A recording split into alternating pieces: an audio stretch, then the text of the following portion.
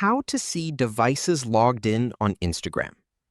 In this video, I'll show you how to see which devices are currently logged into your Instagram account.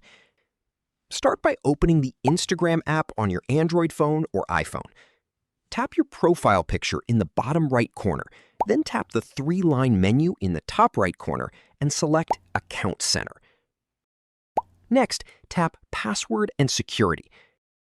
Then select where you're logged in. Here, you'll see a list of all devices and locations where your Instagram account is currently signed in. Tap on any device to view more details. If you don't recognize a device or location, tap Log Out to remove access immediately. For added security, it's also a good idea to change your Instagram password and enable two-factor authentication. That's it. You've successfully learned how to see devices logged in on Instagram. If you find this video informative, click on like, share, and subscribe for more videos.